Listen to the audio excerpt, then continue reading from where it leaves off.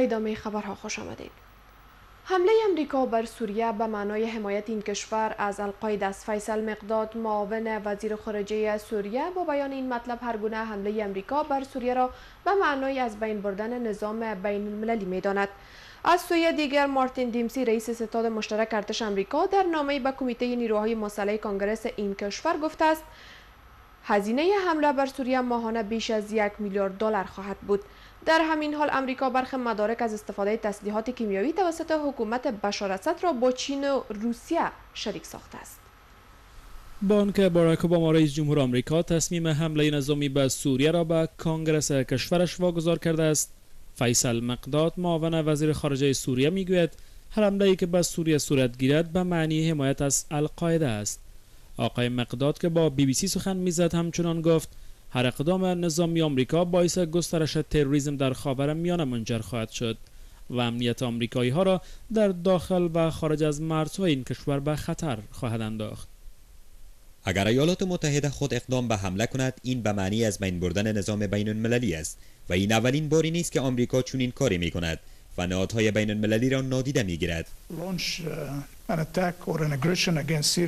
از سوی هم آمریکا برخی شواهد دست داشته‌اش در پیوند به استفاده حکومت بشار اسد از تسلیحات کیمیایی را با چین و روسیه شریک ساخته است. اما سرگئی لاوروف وزیر خارجه روسیه میگوید این شواهد قناعت مسکو را فراهم کرده نتوانست. بله بعضی مدارک را برای ما نشان دادند اما چیز مشخص وجود نداشت. نه موقعیت جغرافیایی روشن است و نه اینکه آزمایش ها از سوی چه کسانی انجام شده است و چیزی درباره آن گفتن نشده که متخصصان زیادی هم در درست بودن ویدیویی که در اینترنت دست به دست می شود شک و تردید جدی دارند. این فیلم حاوی نقاط ضد و نقیض زیاد است و از این فیلم وضعیت قربانیان هم مشخص نیست که از سلاح کیمیایی استفاده شده باشد. با این همه رئیس ستاد مشترک ارتش آمریکا میگوید حمله به سوریه ماهانه بیش از 1 میلیارد دلار هزینه خواهد داشت. وی در نامه‌ای به کمیته نیروهای مسلح کنگره آمریکا گفته است حمله آمریکا به انبارهای تسلیحات کیمیایی سوریه نه تنها عملیات پیچیده نخواهد بود بل یکی از پرهزینه ترین و گرانترین عملیات های نظامی آمریکا خواهد بود. دولت موقت مصر محمد مرسی رئیس جمهور برکنار شده این کشور را محاکمه می کند. دولت می گوید مرسی متهم به تحریک حامیانش است که منجر به قتل آنان شده است. آقای مرسی به اتهامات متعدد روبروست که این نخستین مورد آن است که به محکمه ارجاع شده است. از سوی هم 14 عضو دیگر اخوان المسلمین نیز به اتهامات مشابه محاکمه می شوند. هنوز زمان برگزاری محکمه رئیس جمهور برکنار شده مصر و همراهانش مشخص نشده است. ماه گذشته در پی کودتای ارتش مصر محمد مرسی رئیس جمهور منتخب این کشور از قدرت برکنار و زندانی شد. و حال مصطفی محب با بسته از رویدادهای ورزشی.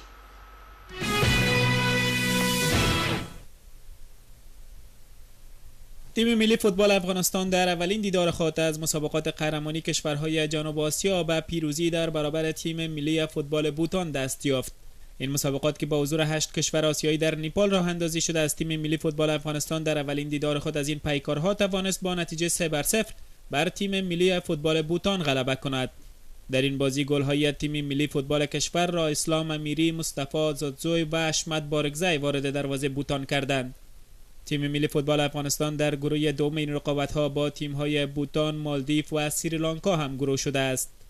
قرار است ملی پوشان فوتبال کشور در 2 دیدار باقی مانده خود با تیم‌های سریلانکا و مالدیو رقابت کنند.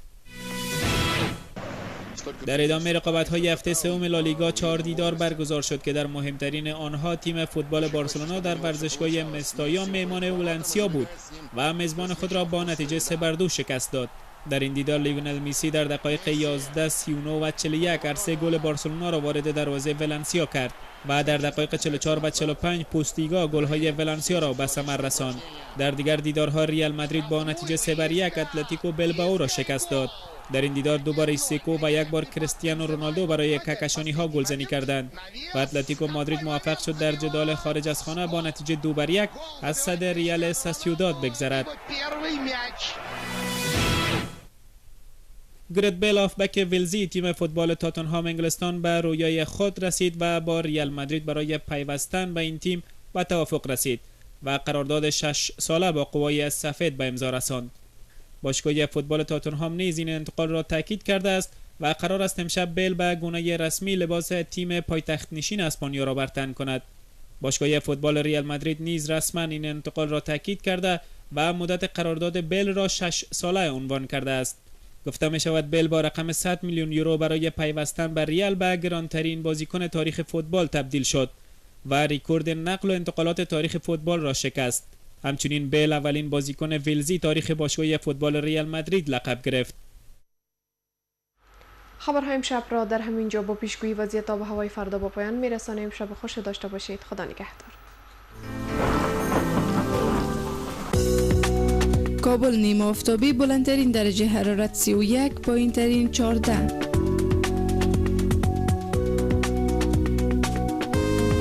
مزار شریف آفتابی، بلندترین درجه حرارت 34، پایینترین 15.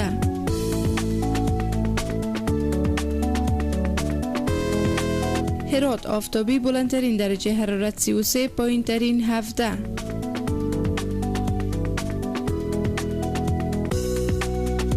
جلال آباد آفتابی، بلندترین درجه حرارت 33، پایینترین 20.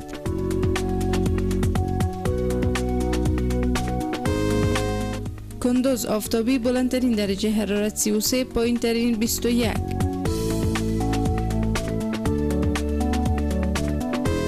و سرانجام کندهار آفتابی، بلندترین درجه حرارت 35، پایینترین آن 21 درجه سانتیگراد پیش بینی شده است.